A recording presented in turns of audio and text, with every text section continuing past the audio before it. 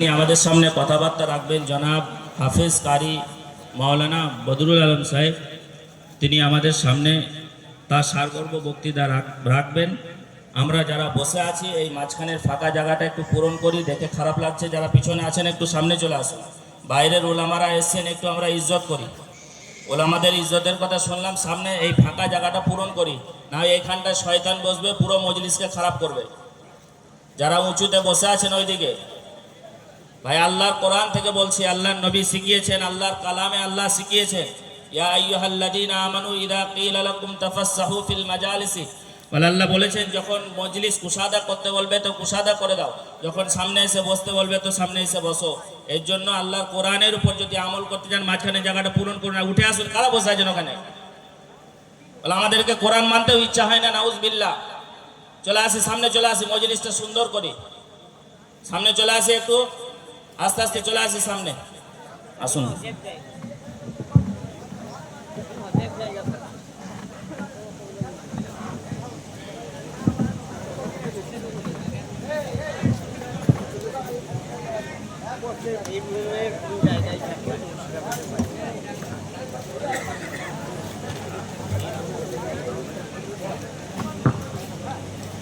আসসালামু আলাইকুম ওয়া রাহমাতুল্লাহি ওয়া বারাকাতুহু। ভাবছি আমরা কবরস্থানে বসে আছি তো নাকি? হ্যাঁ, আমরা কবরস্থানে আছি তো। কবরস্থান না এটা? কবরস্থান না। কবরস্থানে যাবেন পুরো চুপচাপ থাকে। আপনার কি মোর্দা মানুষ? কেউ যদি রাস্তায় চলে আর কেউ কাউকে দেখে, যদি মুসলমানকে দেখে যদি সালাম না দেয়, তাতে কোনো গুনাহ নাই। আর যদি কেউ আপনার জীবনের সবথেকে বড় শত্রুটা সালাম দেয়, আপনাকে বাধ্যতা অবস্থায় সালামের জবাব দিতে হবে, কারণ সালামের জবাব দেওয়া ওয়াজিব। আপনাদেরকে আমি শত্রু? আমি শত্রু? হ্যাঁ, ঘুম আসছে নাকি ভাবছি? আসসালামু আলাইকুম। আলহামদুলিল্লাহ, আলহামদুলিল্লাহ, আলহামদুলিল্লাহ নাহমাদুহু ওয়া নাস্তাঈনুহু ওয়া নাস্তাগফিরুহু ওয়া নু'মিনু বিহি ওয়া নাতাওয়াক্কালু আলাইহি ওয়া নাউযু বিল্লাহি মিন শুরুরি أنفسنا ومن سيئات أعمالنا من يهده الله فلا مضل له ومن يضلله فلا هادي له ونشهد أن لا إله إلا الله وأشهد أن محمدا عبده ورسوله أرسله بالحق بشيرا ونذيرا وداعيا إلى الله بإذنه وسراجا منيرا فقد قال الله تبارك وتعالى في كلامه المجيد وفي الفرقانه الحميد فأعوذ بالله من الشيطان الرجيم بسم الله الرحمن الرحيم ووضع الكتاب الكتاب فترى المجرمين مشفقين مما فيه ويقولون يا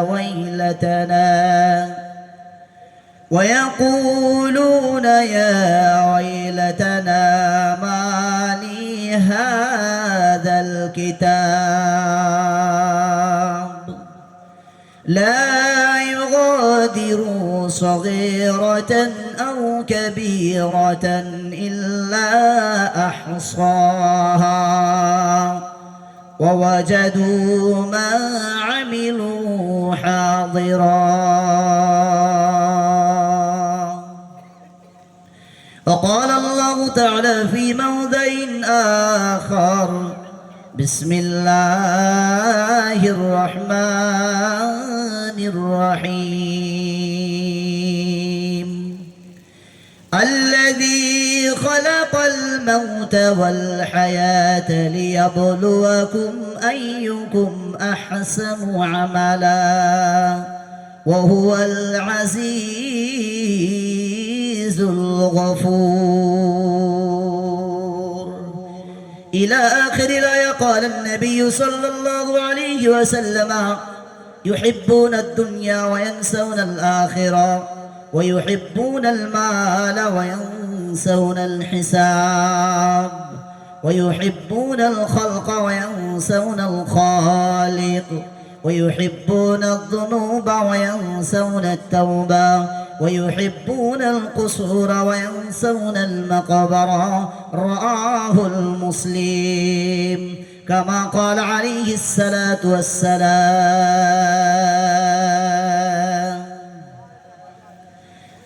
ও তোমার গোনা দিন ফুরাইয়া যাইবে ও তোমার গোনা দিন ফুরাইয়া যাইবে যৌবনে লাগবে ভাটি ওই যে দেখো ডাকিতেছে তোমার কবরের মাটি ওই যে দেখো ডাকিতেছে তোমার কবরের মাটি ও তোমার গোনা দিন ফুরাইয়া যাইবে ও তোমার গোনা দিন ফুরাইয়া যাইবে যৌবনে লাগবে ভাটি ওই যে দেখো ডাকিতেছে তোমার কবরের মাটি ওই যে দেখো ডাকিতেছে তোমার কবরের মাটি। সন্ধ্যার আগে যেদিন ডুবিবে বেলা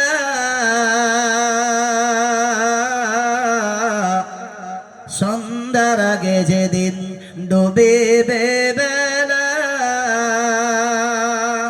এক পলকে ভেঙে যাবে তোমার অঙ্গের মেলা কারে তুমি দিবা ধমক কারে তুমি দিবা ধমক কারা মাথায় ভাঙবা লাঠি ওই যে দেখো ডাকিতেছে তোমার কবরের মাটি ওই যে দেখো ডাকিতেছে তোমার কবরের মাটি।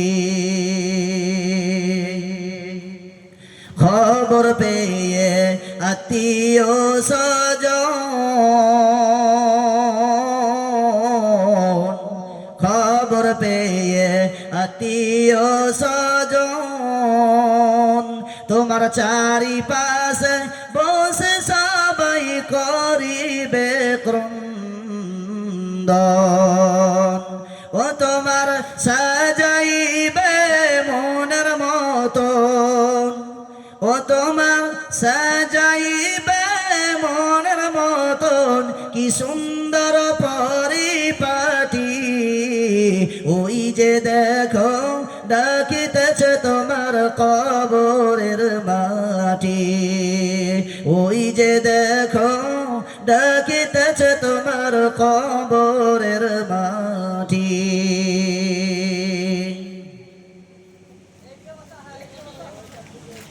আলহামদুলিল্লাহ। সম্মানিত সদ্য বিজ্ঞাপিত নির্বাচিত স্বনামধন্য সভার সভাপতি মহাশয়, ওলামায়ে দ্বীন, সামনে বসে থাকা বয়োজ্যেষ্ঠ বৈকনিষ্ঠ সমবয়স্ক ছোট ছোট ভাইরা ও বাবজিরা, পর্দা নাসিরা, মুমিনা সলেহা মা ও বোনেরা, যাবতীয় প্রশংসা আলোচনা সেই মহান আল্লাহ পাকের জন্য, যিনি এক অদ্বিতীয় ওয়াহদাহু লা শারীক, যিনি অক্ষম অব্যয় অনন্ত অনাদি চিরন্তন চিরঞ্জীবী, যিনি মহিয়ান গরিয়ান সর্বশক্তিমান, যিনার দয়ায় কৃপায় করুণায় আমরা একটা এত সুন্দর মজলিসে কয়েক ঘন্টা আল্লাহ পাক আমাদের বসার তৌফিক দান করেছেন। আল্লাহ পাক আমাদেরকে এই জায়গা বসার আগে কত গুনাহ, কত যুবক, কত ভাই, কত বোন, আমি সহ আমরা কত দিক এই নজরটাকে হেফাজত করতে পারিনি। এদিকে সেদিকে সব দিকে চতুর্দিকে নজর দিয়ে, জবান দিয়ে, অঙ্গ প্রত্যঙ্গ দিয়ে কত না গুনার দিকে ধাপিত হয়েছি। আল্লাহ পাকের শুকরিয়া, যিনি আমাদের ওই গুনাহ থেকে, গুনাহ করার পরেও যিনি আমাদের বড় ভালোবেসে তার দয়া, তার কৃপায়, করুণায় সে আমাদেরকে একটা সুন্দর মজলিস, তার গুণগান, তার জাহান্নামের ভয়, জান্নাতের আশা, নবীর তরিকা এই সম্বন্ধে আলোচনা করার তৌফিক দান করেছেন। তাই আল্লাহ পাকের শুকরিয়া আদায় করি, সকলে বলি আলহামদুলিল্লাহ। তারপরে দরুদ বর্ষিত হোক, অর্পিত হোক নবী কুল শিরোমণি তাজদারে মাদানী আহমদ মুস্তাফা, মোহাম্মদ মুস্তাফা, সকলে বলেননি সাল্লাল্লাহু, সবাই বলেন সাল্লাল্লাহু আলাইহি ওয়াসাল্লাম। তিনার উপরে লাখ লাখ দরুদ বর্ষিত হোক, অর্পিত হোক, আমরা সকলে বলি আল্লাহুম্মা আমিন। আজকের আমার বক্তব্যের টপিক হবে, বক্তব্যের বিষয় হবে গুনাহ বর্জন করা। গুনাহ বর্জন করা, কেন গুনাহ বর্জন করব, কারণটা কি, কি ক্ষতি হবে, এই বিষয়ে কথা বলবো। তার আগে বক্তব্যের প্রারম্ভিতে আমি কথা দুটি বলে যাই। আল্লাহ পাক আমাদেরকে পৃথিবীর বুকে প্রত্যেকটি মানুষকে অযথা অহেতুক তৈরি আল্লাহ করেননি। অযথা অহেতুক তৈরি আল্লাহ করেননি, এর পিছনে কোনো না কোনো কারণ আছে। আল্লাহ পাকের ইবাদত করার জন্য ফেরেশতার অভাব ছিল না, আল্লাহ পাকের ইবাদত করার জন্য ফেরেশতার অভাব ছিল না, কিন্তু আল্লাহ পাক তবু আমাদের ভালোবেসে পৃথিবীর বুকে এত সুন্দরভাবে চলমান পৃথিবীতে চলতে পারছি। এবং এর পিছনে আল্লাহ পাক কারণটা কি, একটু কোরআন দিয়ে লিখে নেব। আমাদের জীবনে দুটি ধাপ, এক হলো ইহজগতের ধাপ, আর এক হলো পরজগতের ধাপ। দুটি দিক ছাড়া আর কোনো গতি নাই। দুটোই জায়গা, যতদিন পর্যন্ত জীবনে বেঁচে থাকবো ততদিন পর্যন্ত এই দুনিয়া, যেদিন দুনিয়া থেকে চোখ বন্ধ হয়ে যাবে, রুহটা বার হয়ে যাবে, সেই দিন হবে পরের জীবন। তাহলে নতুন করে জীবন পুনরায় আবার জীবনযাত্রা শুরু করতে হবে। সেই জায়গাটার নাম হলো পরকালের জায়গা। সেই পরকালের জিন্দেগিটা কেমন হবে, আমাদের কত ভয়ঙ্কর হবে, একটুকু আমরা মস্তিষ্ক ঠান্ডা রেখে বোঝার চেষ্টা করি। ভাই, এতক্ষণ ধরে আলহামদুলিল্লাহ আপনাদের সামনে ওলামাকে আমি চিনি না, আপনাদের সামনে যথেষ্ট পরিমাণে বাস্তব জীবনে আপনাদের সামনে তুলে ধরেছিল। আমি ওই জিনিসটাকে টাচ করে একটু করে আসবো, আমাদের জীবনের করণীয়গুলো কি। দুটো জায়গা, এক ইহকাল, এক হচ্ছে পরকাল। পরকাল কিসে ভালো হবে, এই জগতের যদি জীবন যাত্রাটা আমার শুরু হয়, শুরু থেকে শেষ পর্যন্ত যদি আমার জীবনটা ভালো চালাতে পারি, তাহলে পরকালের জীবনটা অবশ্যই ভালো হবে। পরকালের জীবনটা অবশ্যই ভালো হবে। আল্লাহ পাক আমাদেরকে এই যে দুনিয়ায় তৈরি করেছেন, কারণটা কি? কারণটা হলো এই, আল্লাহ পাক হায়াত এবং মউতকে তৈরি করেছে পরীক্ষা করার জন্য। এই গোটা পৃথিবীর হলটা হলো পরীক্ষার জায়গা। গোটা পৃথিবীর হলটা হলো পরীক্ষার জায়গা। পরীক্ষার রেজাল্টটা কোথায় দেওয়া হবে? হাসরের ময়দানে যেদিন আল্লাহ বিচার করবে, ওই দিন মানুষের হাতে দেওয়া হবে, কাহরির ডান হাতে, কাহরির বাম হাতে। বাম হাত বালার নসিব বড় খারাপ, ডান হাত বালার নসিব খুব ভালো। জানি না কার ভাগ্যে ডান হাত আর বাম হাত আসবে, এটা নিজের আমলের প্রতি বোঝা যাবে আমি কতটুকু আখিরাতের জীবন থেকে বানাতে পেরেছি। নিজের ঈমান ও আমলের প্রতি নিজের নফসকে জিজ্ঞাসা করলে, নিজের অন্তরের প্রতি মানে ভাবনা পরিকল্পনা করলেই বুঝতে পারবো আমি কতটুকু পরকালের জীবনের জন্য বানালাম, কতটুকু পরকালের জীবনের জন্য আমল তৈরি করলাম। নিজের জীবনটাকে পরিবর্তন করে ফেলি। কেন? আমাদের মুহূর্তের মধ্যে তৎক্ষণাৎ আমাদের ঈমান, সামান্যতম ক্ষুদ্র জিনিসে আমাদের ঈমান বিক্রি হয়ে যাচ্ছে।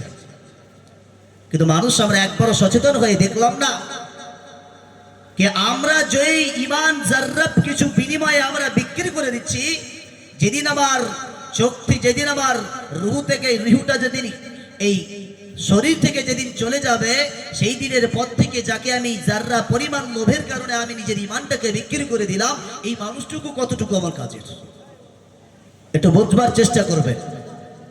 প্রথমে দেখে নিই, আল্লাহ পাক গোটা পৃথিবীটাকে তৈরি করেছে পরীক্ষা করার জন্য। কি কি পরীক্ষা করবে? বিসমিল্লাহির রহমানির রহিম।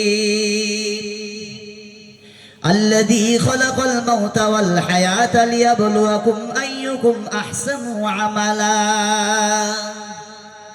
আল্লাহ পাক রব্বুল আলামিন বলছেন পবিত্র কোরআনের পারা নম্বর 29 পৃষ্ঠা নম্বর 1 আয়াত নম্বর 2 সূরাতুল মুলকের মধ্যে বলছেন, আল্লাযী খালাকাল মাউতা ওয়াল হায়াতা, আমি আল্লাহ মউত এবং হায়াতকে তৈরি করেছি। কেন জানো?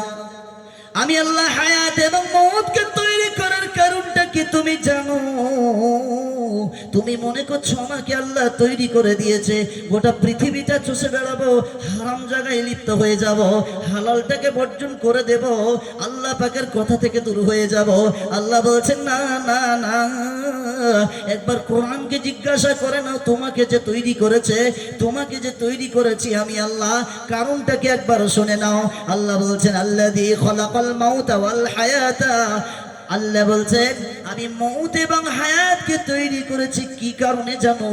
আল্লাহ বলছেন আল্লাযী খালাকাল মাউতা ওয়াল হায়াতা লিয়াবলুয়াকুম আইয়ুকুম আহসানু আমালা, আমি শুধু পরীক্ষা করার জন্য প্রেরণ করেছি রে, আমি পরীক্ষা করার জন্য এই দুটি জিনিসকে তৈরি করেছি।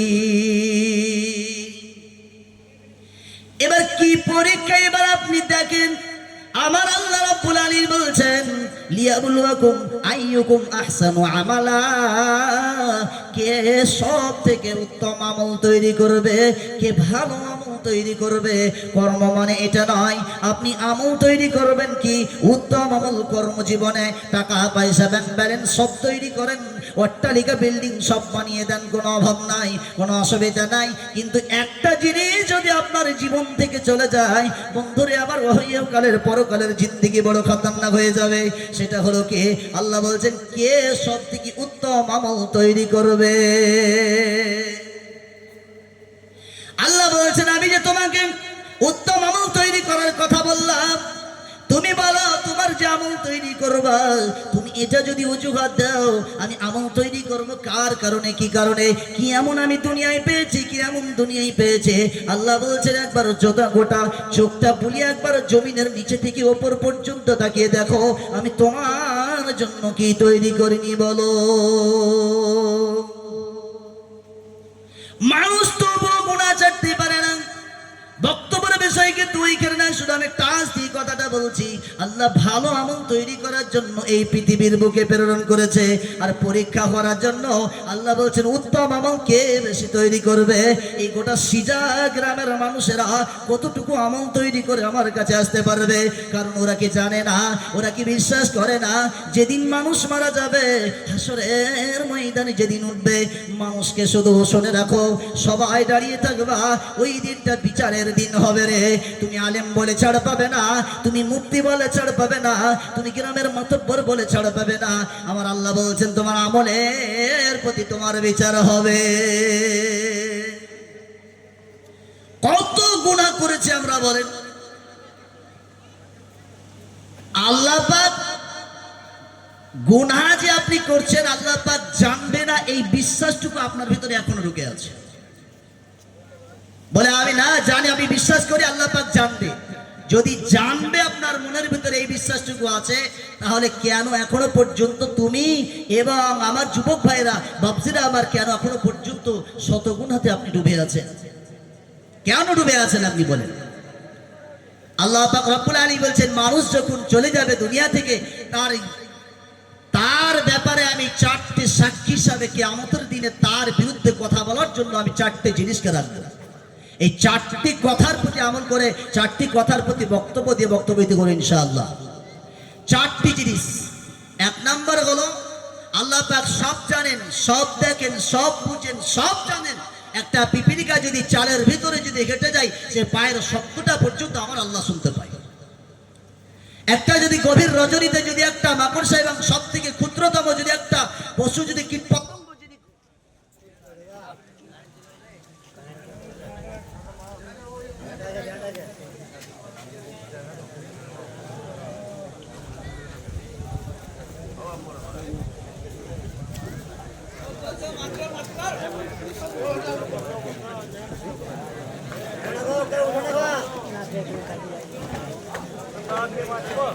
मास्टर हैंडल नहीं डालेंगे तो नहीं हैंडल का अच्छे हैंडल से खोल के इसका खोल के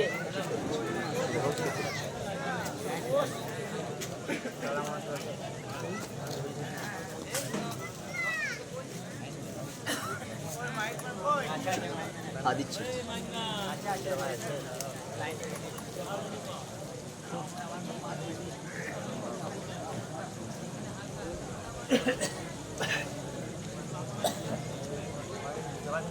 शनि भाई जाम पता नवीन से स्टार्ट करेंगे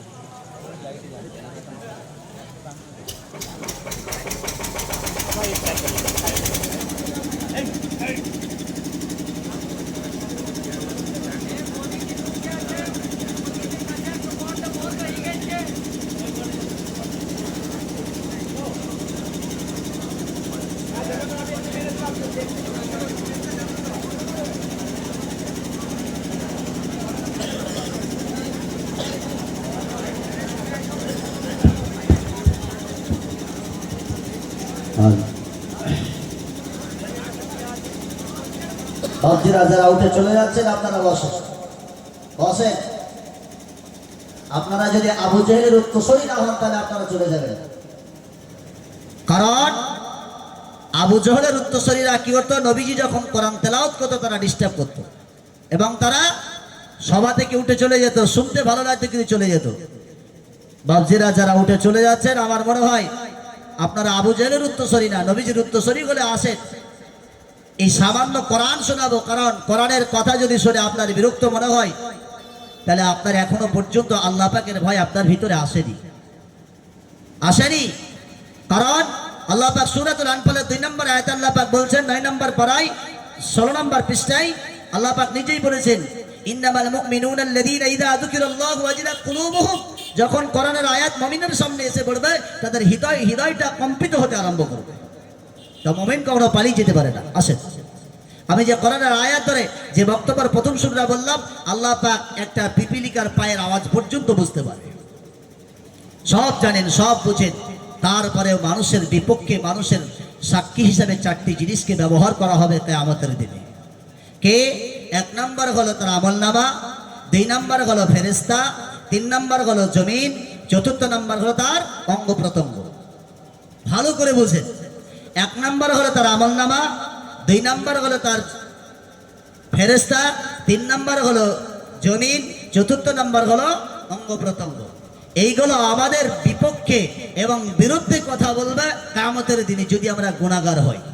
ভাই, আমরা গুনাহ ছেড়ে দিই, কারণ আজকে যদি গুনাহ না ছাড়তে পারি, এমন একটা সময় এসে যাবে আপনি যার জন্য এত পেরেশান, যার জন্য এত মহাব্বত, এই মানুষের আপনাকে কেউ ভালোবাসে না।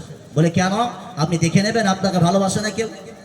আপনি একটু যদি অসুস্থ হয়ে পড়ে যান, আর যদি বেডের কোণাতে যদি আপনি পড়ে থাকেন, বন্ধু পর্যন্ত 3 দিন পরে আপনার কাছে আসবে, 4র্থ দিনের মাথায় আপনার ফোন পর্যন্ত রিসিভ করবে না। কেন?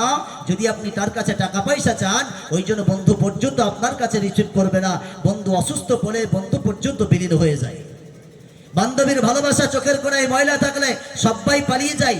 এবং মায়ের সামনে যদি মায়ের 4টি ছেলের ভিতরে 1টি ছেলে যদি কোনো রকম ভাবে ভাবে কাজ কাম না করতে পারে, মা বাপ 1 মাস 2 মাস খাওয়াবে, 3 মাসের মধ্যে আপনাকে খেকচাক করতে আরম্ভ করবে, আপনার সঙ্গে সুদৃষ্টি দিয়ে মাও ভালো ভালো করে দেখবে না। স্ত্রীর সঙ্গে কার জন্য এত মহব্বত করেন আর এত গুনাতে জড়িত আপনি কেন? শুধু আপনি পেটের জন্যই তো, পেটের জন্যই তো, অট্টালিকার জন্য তো। এরা কেউ আপনাকে ভালোবাসবে না। আপনি যেদিন মারা যাবে আপনার বিবিটা দুয়ার পর্যন্ত কাঁদতে কাঁদতে পার করে দেবে, আপনার ছেলেটা কবরস্থান পর্যন্ত নিয়ে যাবে, যেদিন দাফন করে দেবে তারপর থেকে আর আপনার খোঁজ নেবে না। শুধু তা আপনার সম্পত্তি নিয়ে 3 দিনের মাথা থেকে 4 দিনের মাথায় আপনার সম্পত্তি নিয়ে ভাগ হয়ে যাবে। আপনার কবরে কি হচ্ছে কেউ আপনাকে দেখতে যাবে না। সম্পত্তির কোন অংশটা ছেলে পাবে, এই ছেলেরা ভাগাভাগি করবে। কার জন্য এত মহব্বত করেন? কিসের গুনায় জড়িত হয়ে আছে? আপনার কি আল্লাহর প্রতি ভয় নাই? আল্লাহর প্রতি মহব্বত নাই?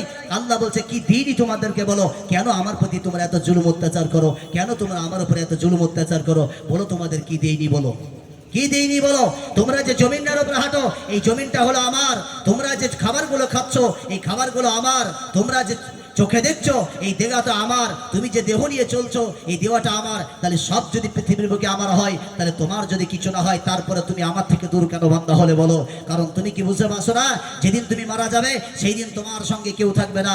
আমি আল্লাহ সেই দিন কিয়ামতের দিনে থাকবো, আর লম্বা বিচারের দিনে দাঁড় করিয়ে দিব। তোমাকে কেউ রক্ষা করতে পারবে না।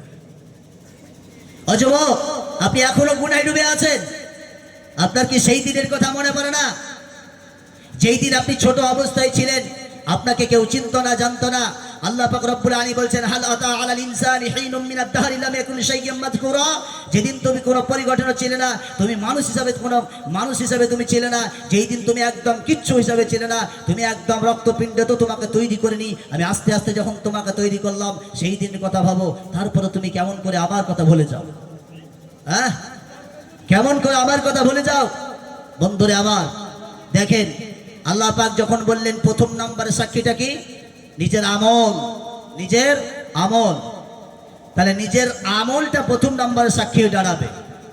আল্লাহ পাক সব জানেন। এই আল্লাহ জানেন না জানেন? আপনারা বিশ্বাস করেন? আল্লাহ সব জানে, বিশ্বাস করেন? করেন। তাহলে আল্লাহ সব দেখেন, এটাও বিশ্বাস করেন।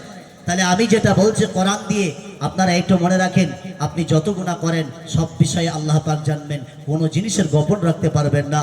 আমি এমন একটা গুনাহ করেছেন, হে যুবক, আপনার মোবাইল থেকে অ্যাডাল্ট ছবি নিয়ে আপনি কোনো রকমভাবে এই মোবাইল নিয়ে আপনি ব্যবহার করলেন, মরে যেদিন গেলেন, আপনার মোবাইলটা যখন তাকিয়ে দেখলো, আপনার যত রকম খারাপ এই মোবাইলে ছিল, আপনার গ্রামের মানুষের আপনার নিয়ে নিন্দা নিয়ে গোটা গ্রাম বলবে ছেলেটা কত খারাপ ছিল। মোবাইলটা তার প্রমাণ পাওয়া গেছে। হে যুবক, তোমার মোবাইলটাকে তুমি কন্ট্রোল রাখো।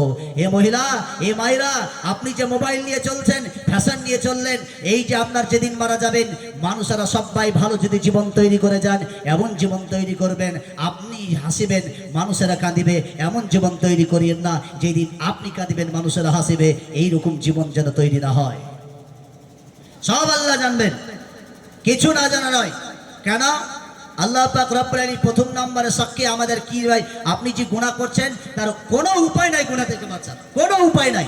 বলে কেন উপায় নাই? আল্লাহ নিজেই বলে দিয়েছেন, বিসমিল্লাহির রহমানির রহিম। وَأُوذِيَ الْكِتَابُ فَتَرَى الْمُجْرِمِينَ مُشْفِقِينَ مِمَّا فِيهِ وَيَقُولُونَ يَا وَيْلَتَنَا مَا لِي هَذَا الْكِتَابِ। আবার আল্লাহ বলছেন, বান্দারে, তুমি যে গুনাহটা করো, তুমি কি একবারও ভাবনা চিন্তা করো না? ওই গুনাহটা তোমার হাসরের ময়দানে তোমার সেদিন প্রকাশিত হয়ে যাবে। আমার আল্লাহ বলছেন, ওউদিয়াল কিতাব, তোমাকে কিতাব দেওয়া হবে, যেই কিতাবটি তোমার গুণান্বিত যত আছে, তোমার বদ গুণ যত আছে, গুণ যত আছে, আমল যত আছে, বদামল যত আছে, সব বিষয়ে তোমার আছে। ও সিজা গ্রামের মানুষ সবাই শুনে রাখেন, গভীর রজনীতে আপনি একটি গুনাহ করেছেন, আপনি মনে করলেন সিজার মানুষেরা, গ্রামের ভিতরের মানুষেরা কেউ জানতে পারবে না, কিন্তু আমার আল্লাহ বলছেন, বান্দারে, ওই আমলটা তুমি যেদিন ভুলবা, তোমার ওই গুনাহটার ব্যাপারে জমা হয়ে থাকবে, ওই দিন তুমি আফসোস করে কোনো লাভ হবে না, কেউ তোমার সেই দিনে বাঁচাতে পারবে না। আমার নবী বলছেন, আল্লাহর নবীকে বলছেন, ও আমার হাবিব, ওই সমস্ত মানুষদেরকে আপনি দেখতে পাবেন কারা? ওই সমস্ত মানুষদেরকে ভীতচিত্ত হয়ে দেখতে পাবেন। এরা ভারাক্রান্ত অবস্থায় থাকবে, চিন্তিত অবস্থায় থাকবে কারা? যাদেরকে বাম হাতে আমলনামা দেওয়া হবে, যাদেরকে বাম হাতে আমলনামা দেওয়া হবে, যাদের হাতে বাম হাতে আমলনামা পড়ে যাবে, যারা গুনাহগার ছিল, বেদিন ছিল, বেঈমান ছিল, ইমানের প্রতি ইমানের কোনো তাওয়াক্কা করেনি, কোরআনের প্রতি ভালোবাসেনি, শুধু অন্যায় কাজে জড়িত হয়েছে, যত রকম অন্যায় কাজ সব করেছে, কোনো জিনিস অন্যায় করার পরে একবার চিন্তা ভাবনা করেনি। আল্লাহর নবীকে বলছেন আমার হাবিব একবার দেখেন কারা হলো? আল্লাহ পাক বলছে ওয়াউদিয়াল কিতাব ফাতারাল মুজরিমিনা মুশফিকিনা মিম্মা ফি। আল্লাহর নবীকে বলছেন আমার হাবিব ওই সমস্ত মানুষদেরকে দেখতে পাবেন ভীতিযুক্ত অবস্থায়, যারা গুনাহ করেছে সব গুনাহ তাদের আমলনামায় লিপিবদ্ধ করা আছে। ওরাকে যখন তারা নিজেরা গুনাহগার দেখবে, গুনাহ দেখে ফেলবে, ওই ব্যক্তিরা চিৎকার চেঁচামেচি করবে, ভারাক্রান্ত হবে, চিন্তায় পড়ে যাবে কি হবে আমার অবস্থা, কেন ইয়াকুলুনা ইয়া ওয়াইলাতানা মা লিহাদাল কিতাব। ওই ব্যক্তি বলবে কেমন কিতাব, ভাই আমার আফসোস, হায় আর আফসোস, এই কেমন কিতাব যে একটা জিনিস আমার গোপন রাখেনি, একটা জিনিসেরও গোপন রাখেনি। আপনি মনে করবেন আমার গভীর রজনীতে এই কাজটা করেছিলাম, মনে হয় গোটা গ্রামের মানুষ যখন জানে না তখন কেউ জানতে পারবে না। আল্লাহ বলছেন বান্দারে, যেদিন তোমার আমলনামাটা বাম হাতে দেওয়া হবে আর তুমি যেদিন দেখতে পাবা, সেই দিন তোমার গুনাহ সব বিষয়ে জানতে পারবা। ও আলেম তুমি বড় দাঁড়িয়ে রেখেছ, ও মুফতি সাহেব আপনি বড় দাঁড়িয়ে রেখেছেন, এমন গুনাহ আপনি করেছেন, মনে করছেন গ্রামের মানুষ আমাকে সাধু বলে জানে, আমাকে পরেশগারি বলে জানে। গভীর রজনীতে গুনাহটা আপনি করলেন, আল্লাহর কাছে একবার বললেন না ও গো আমার রব এই গুনাহটা আমি করেছি, ক্ষমা করে দাও, কোনোদিন আল্লাহর কাছে একবার বললেন না। আল্লাহ বলছেন যেদিন তুমি মারা যাবে রে, এই দিন তোমার ব্যাপারে এই চারটি যখন কিতাব তোমার এসে যাবে, চারটি সাক্ষী যখন তোমার ব্যাপারে যখন কথা বলবে, ওই দিন পৃথিবীর মানুষ তোমাকে কেউ বাঁচাতে পারবে না। আবার আল্লাহ বলছেন, এবার হাদিসে এসে আল্লাহর নবীকে বলছেন, সাহাবীরা বলছেন ইয়া রাসূলুল্লাহ ইয়া হাবিবাল্লাহ এই গুনাহগারদেরকে কিভাবে চিহ্নিত করা যাবে, এদেরকে কিভাবে চিহ্নিত করা যাবে, কেমন করে বুঝতে পারবে বলো? বললে শুনে রেখে নাও, আল্লাহর নবী সাল্লাল্লাহু আলাইহি ওয়াসাল্লাম মুসনাদ আহমদ শরীফের হাদিস, আল্লাহর নবী সাল্লাল্লাহু আলাইহি সাল্লাম বলছেন এই সমস্ত গুনাহগার ব্যক্তিদের কাছে পতাকা উত্তোলন করা থাকবে, পতাকা তাদের সাথে ঝান্ডা ঝুলিয়ে দেওয়া হবে, পিছনে যে ঝান্ডাটা ঝুলিয়ে দেওয়া হবে, বলছে কিভাবে ডাক করা হবে আপনি কি জানেন? বলছে যখন ঝান্ডাটা ঝুলিয়ে দেওয়া হবে, এরা গুনাহগার বলে আখ্যায়িত করা হবে, এদেরকে চিনতে পারবে এরা গুনাহগার। এরা যখন দেখবে, বলছে পতাকাতে যখন থাকবে ঝান্ডাটা কেমন হবে আপনি কি জানেন? অমুকের পিতা অমুকের পুত্র, অমুকের পুত্র, এই পুত্রটা গুনাহ করেছে, বাপকেও ডাকা হবে, যাকে ছেলেকেও ডাকা হবে। আল্লাহ বলছেন শুনে রেখে দাও, আল্লাহ নিজেই করে বলছে ও মানাদু কুল্লাহু নাসিম বিইমামিহিম, প্রত্যেকটি নেতাকে ডাক করা হবে কর্মী সহ। আসরের ময়দানে যেদিন আপনি গুনাহগার হিসেবে উঠবেন, কেউ আপনার দিকে তাকাবে না কেন? বন্ধু বান্ধব, বিবি বাচ্চা, সন্তান সন্ততি, এরা আপনার কেউ কাজে লাগবে না বলে কেন? এটা কোথায় আছে? পবিত্র কোরআনকে জিজ্ঞাসা করেন, সেটা হচ্ছে কি ফাইদা জাতিস সাক্কা। সাক্কা শব্দের মানে হলো প্রবল একটা আওয়াজ আসবে কোথা থেকে? জাহান্নাম থেকে উঠে আসবে প্রবল একটা আওয়াজ। বলছে ফাইদা জাতিস সাক্কা, সাক্কা শব্দটা যখন ব্যবহার হবে, কি দিয়ে ব্যবহার হবে? সাক্কা শব্দটি ব্যবহার হয়েছে প্রবল একটা আওয়াজ নিয়ে, বিকট আওয়াজ আসবে, আওয়াজটা এত ভয়ঙ্কর হবে মানুষেরা দৌড়া দৌড়ি করবে। মুসলিম শরীফের হাদিসে সে বলছে কোন ব্যক্তিরা? কাফের বেঈমানিরা দৌড়া দৌড়ি করবে, ইমানদাররা কোনোদিন দৌড়াবে না, কারণ আল্লাহ পাক তাদের দায়িত্বটা নিয়ে নেবে। আপনি একবার কি কোনোদিন ভেবেছেন কার আপনি অন্যায় করেননি বলেন? জমিনের উপরে চলেন, জমিনের আলগুলোকে কেটে আপনি নিয়ে নেন, ইতিমের মালটা আপনাকে দায়িত্ব দেওয়া হয়েছিল, এইগুলো মালগুলো বিক্রি করে দেবেন। আপনি গ্রামের মেম্বার হয়েছেন, আপনি গ্রামের প্রধান হয়েছেন, আপনি গ্রামের সব থেকে ভালো মানুষ হয়েছেন। ও বন্ধুরে আমার একবার চোখের পানিটা ফেলে আল্লাহকে কোনোদিন বলেছেন ও গো আল্লাহ আমি এতিমের মালটা নিজে খেয়ে নিয়েছি? আল্লাহ বলছে এতিমের মালটা তুমি খেয়ে নিয়েছো, এইটার জবাব কে দেবে? বিধবার মালটা তুমি খেয়ে নিয়েছো, তোমার দায়িত্ব আমি দিয়েছিলাম, খাওয়ার জন্য তোমাকে দেইনি, বিলি করার জন্য তোমাকে দিয়েছিলাম। মায়ের সাথে যে ব্যবহার তুমি তা করেছো, এই ব্যবহারটা তুমি যে খারাপ করেছো, তুমি কি জানো তোমার এইটাও গুনাহটা লেখা থাকবে? কার চুরি করেছে জমিনের বুকে? আপনি বলেন পারক ব্যক্তি, ওই ব্যক্তি হলো অক্ষম, ওই ব্যক্তির জমিনটাকে কাটতে কাটতে কাটতে কাটতে অর্ধেকটা ভরে নিলেন। আমার হাবিব বলছেন যে এই ব্যক্তির এই গুনাহতে জড়িত হলো, এরা মনে করছে এই গুনাহটা কোনোদিন জানতে পারবে না। বলছে না না, শুনে নাও শুনে নাও, একটা ছোট বড় গুনাহটাও গোপন হবে না। না। আল্লাহ বলছেন লা ইউগাদিরু সগীরাতান আও কাবীরাতান ইল্লা আহসাহা, ছোট এবং বড় কোনো গুনাহটাই গোপন হবে না, সব বিষয় আমার আল্লাহ প্রকাশ করে দেবেন। ওয়াজাদু মা আমিলু হাদিরা, সবই আমলনামাতে লিপিবদ্ধ হবে। এবার আপনি বলেন যদি সবই আপনার থাকে, আপনি এত সুন্দর গৌরব নিয়ে, এত সুন্দর জমিনের বুকে অহংকার নিয়ে চলেন কিভাবে আপনি বলেন? আল্লাহ পাক সূরা মুহাম্মদের 6 নম্বরের পিছনের একটা সিজদা থেকে আল্লাহ পাক বলছেন শুনে নাও, কিসের অহংকার তুমি করো, কিসের গৌরব করো? আমার আল্লাহ বলছেন আল্লাহুল গনিয়্যু ওয়া আনতুমুল ফুকারা, ওরে পৃথিবীর মানুষ তোদের কাছে কেউ নাই, তোরা শুধু খালি হাতে এসেছি, খালি হাতে চলে যাবে। 2.5 মিটার কাফন তোকে দেওয়া হবে, কবরস্থানে রাখা হবে, নিচে তুই শুয়ে থাকবি, কাফনটা কয়েকদিন পরে পচে যাবে, দেহটা কয়েকদিন পরে পচে যাবে, কিন্তু তোকে আর বাঁচাবার কেউ থাকবে না, আর তোর জীবনে কিচ্ছু নাই। ও সিজা গ্রামের মানুষ আপনারা বলেন, এই যে জমিনের উপরে এখনো পর্যন্ত অহংকার দিয়ে আপনি চলেন, কোন এমন অহংকার, কিসের কিসের বড়ত্ব আপনি করেন? কি আছে আপনার কাছে বলেন? কোন জিনিসটা আপনার বলেন? কোনটা আপনার কাছে বলেন? আমার আল্লাহ বলছে আল্লাহুল গনিয়্যু ওয়া আনতুমুল ফুকারা, ওরে বান্দা শুনে নাও, আমি আল্লাহ ধনী, তোমরা বলে ফকির। ফকিরের কাজ কিন্তু উগ্র মেজাজে না। বাড়ির দুয়ারে গেলে ফকির যদি নম্র ভাষায় চায়, ভিক যেমন বাড়িওয়ালা দেয়, ওগার যদি কঠোর ভাষায় বলে, বাড়িওয়ালা বাড়ি থেকে যেমন তাড়িয়ে দেয়। আমার আল্লাহ বলছেন অহংকার করতে করতে যেদিন তুমি মারা যাবারে, ওই দিন আমার কাছে যখন তুমি আল্লাহ বলে ডাকবা, ওই দিন কিন্তু কোনো কাজ হবে না, কোনো কাজ হবে না। আপনি অহংকার করছেন কার? এখনো পর্যন্ত আপনি গুনাহ করেন। হে যুবক, এখনো গুনাহ ছাড়তে পারেন না? মানে আপনারা সবাই বলবেন আপনি তো ঠিকই বলছেন, গুনাহ করবো না কিন্তু গুনাহ ছাড়তে পারি না। এটাই তো আপনাদের আমার স্বভাব, এটাই তো আমাদের অভ্যাস। গুনাহ মনে করি এই যখন আপনারা বসে আছেন, কি মনে হচ্ছে? কাল থেকে আর গুনাহ করবেন, এটা মনে হয় না? মনে হচ্ছে না? হয় না? বলছে আমার বক্তব্য কি বুঝতে পারছেন আপনারা? এটা ইঙ্গিত দেবেন, বুঝতে পারছেন তো? হ্যাঁ, তো এই যে আপনি মনে করছেন কি আমার গুনাহ ছাড়তেই পারি না। এক যুবক হযরত ইব্রাহিম আদম রহমতুল্লাহ আলাইহির কাছে এক যুবক আসলেন।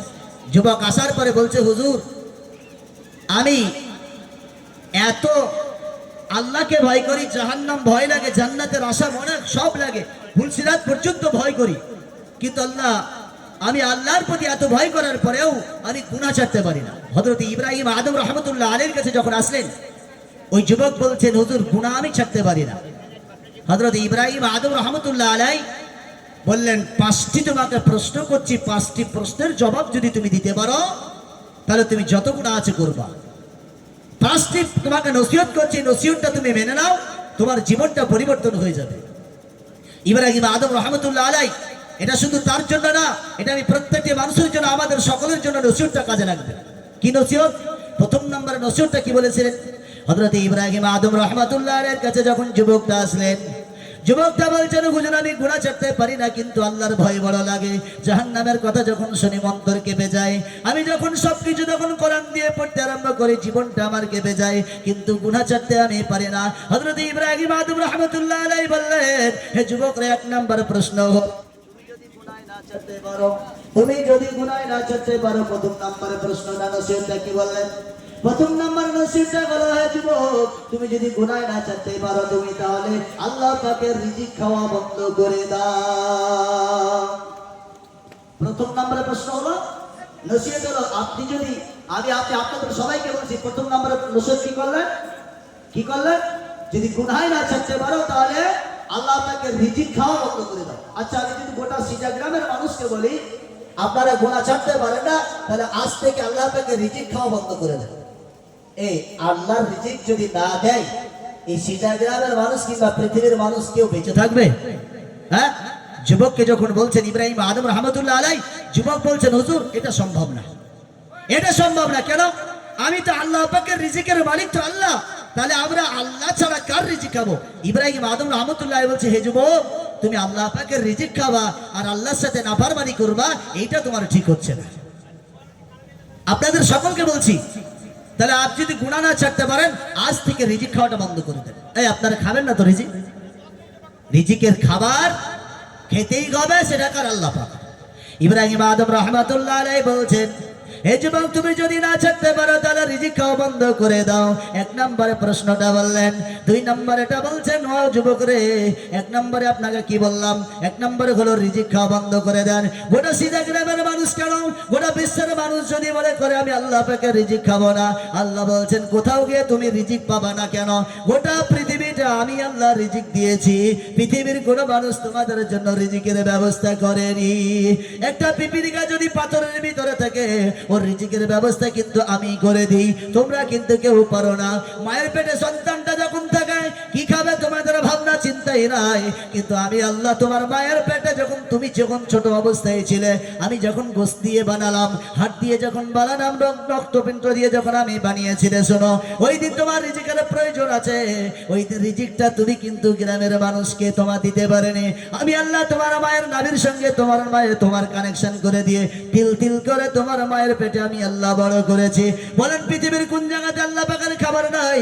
যুবককে বলছেন, যুবকরা তুমি যদি গুনাহ না ছাড়তে পারো, মায়েরা আমার, ভাইরা আমার, বন্ধুরা আমার, সকলকে বলছে যদি আপনি আজ থেকে গুনাহ না ছাড়তে পারেন, আজ এই রাত্রি থেকে আপনি সকালবেলা থেকে শুরু করে দেন, বলে আল্লাহ পাকের রিজিকও খাবো না, গুনাহ আমি ছাড়বো না। আর আপনি যদি রিজিক খাওয়া যদি বন্ধ না করতে পারেন, তাহলে তৎক্ষণাৎ এখন পর্যন্ত নিয়ত করেন ইনশাআল্লাহ গুনাহ কোনোদিন করবো না। কোরআন পর শোনাবো কি হবে গুনাহ করলে, একের পর এক কোরআন এসে যাবে, বুঝতে পারবেন আপনি গুনাহ করছেন, অহংকার নিয়ে বেড়াচ্ছেন, গুনাহ করেন, কোনোদিন আল্লাহর কাছে চাইলেন না। কেন চাইলেন না? এবার কি হবে? যেদিন আপনি মারা যাবেন, যেদিন আপনাকে আমলনামাটা দেওয়া হবে, ওই দিন চিন্তায় ভাবনায় চেতনায় পড়ে যাবেন, কেউ আপনাকে রক্ষা করতে পারবে না। দুই নম্বরে যখন ইব্রাহিম আদম রহমতুল্লাহ আলাইকে বলছে, হুজুর আমি তা তো বুঝলাম, দ্বিতীয় নসিহতটা বলেন। দ্বিতীয় নসিহতটা বলছেন ইব্রাহিম আদম রহমতুল্লাহ আলাই বলছে, তুমি যদি আল্লাহ পাকের রিজিক খাও, নাফরমানি করো, আর যদি গুনাহ না ছাড়তে পারো, তাহলে আল্লাহ পাকের জমিন থেকে অন্য জায়গায় চলে যাও। বাপজিরা, এটা সম্ভব? দুই নম্বর নসিহত কি? গুনাহ যদি না ছাড়তে পারো, তাহলে আল্লাহ পাকের জমিন থেকে বাইরে গিয়ে গুনাহ করো। এটা সম্ভব? এই কারোর সম্ভব? তাহলে যদি সম্ভব নয়, রিজিক যদি খাই আর আল্লাহর সাথে নাফরমানি করব, এটা উচিত যেমন নয়, আল্লাহ গুনাহ করব আর ছাড়তে পারবো না, আল্লাহ পাকের জমিনের বাইরে গিয়ে গুনাহ করতে হবে, যেমন আমাদের সম্ভব নাই বাইরে গিয়ে, কারণ গোটা জমিনের মালিকটা হলো আমার আল্লাহ। জমিনের মালিকটা কে? আল্লাহ। জমিনের মালিকটা হলো পরিপূর্ণ আল্লাহ, হায়াতের মালিক আল্লাহ। আপনি আমি যে চলাফেরা করছি, এর মালিক, মূল মালিক হলো আমার আল্লাহ। আমরা যে জমিনের উপরে উঠা বসা করছি, এই জায়গাটা হলো ভেস্টের জায়গা, এই জায়গাটা হলো ভেস্টের জায়গা। বলে কেন? বলে আমার দলিল আছে, পর্চা আছে, সবকিছু আছে, তারপরে আমার ভেস্টের জায়গা মানে? বলে আমি আপনাকে প্রমাণ দিয়ে দিচ্ছি। সেটা কি? আচ্ছা, ভেস্টের জায়গা মানে সরকারি জায়গা, তাই তো নাকি? ভেস্টের জায়গা যেটা আমার আপনার দলিল হয় না, কিন্তু ভেস্টের জায়গা যেটা আপনাকে দেওয়া, আপনি বাস করেন, কিছুদিন পরে সরকারের মনে হলো এটা আমার জায়গা, ও কেড়ে নিতে পারে না? পারে না? পারে না? পারে না? পারে। দেখবেন কেড়ে নিয়ে চলে যাবে। কেন? ওটা আপনার দলিল নাই, কিচ্ছু নাই, পর্চা নাই, কিচ্ছু নাই। ভাবা আপনি যে ওই জমিনে বাড়িতে তার সরকারের জায়গাতে উঠা বসা করছেন, আপনারা হয়। এবার তাহলে বলেন, এই জমিনটা ভেস্টের জায়গা না জায়গা নাই? তার দৃষ্টান্ত প্রমাণ হলো এই জমিনের মূল মালিক এবং যার নামে জমিনটা উইল করা আছে, তিনি আমার কে? তিনি কে? আল্লাহ। তাহলে মূল মালিকটা কার নামে আছে? আল্লাহর নামে। রেকর্ডটা কার নামে? আল্লাহর নামে। তাহলে আপনার নামে কি আছে? কিছু নাই। তাহলে আপনি কার জায়গায় বাস করছেন? ভেস্টের জায়গায়। সরকারটাকে আমার আল্লাহ।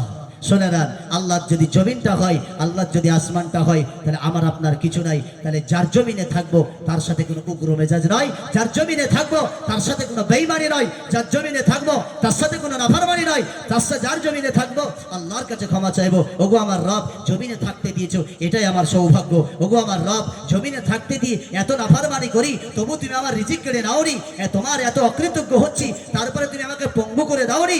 একটা পঙ্গুকে দেখে আপনি চিন্তা করেন, একটা প্যারালাইসিসের রোগী যদি এত গুনাহ করার পরে, ওই প্যারালাইসিসের রোগীকে দেখে আপনি একবার চিন্তা চেতনা করুন। ওই প্যারালাইসিস রোগী যখন হাত পা চলে না, আল্লাহ পাক বলে দেয়, এই হাত আর পা তুই চলবি না, কেন? এটা আমার অর্ডার। দেখবেন তারপরে দিন থেকে প্যারালাইসিসের রোগী, ডাক্তার ওষুধ খাওয়ালেই সেই প্যারালাইসিসের রোগী কাজ হয় না। কি আপনাকে দেয়নি বলেন? কেন এত গুনাহ করেন আপনি? কোন গুনাহে জড়িত হয়ে আছেন আপনি বলেন? গুনাহ কেন ছাড়তে পারেন না? দুই নম্বরে কি হলো?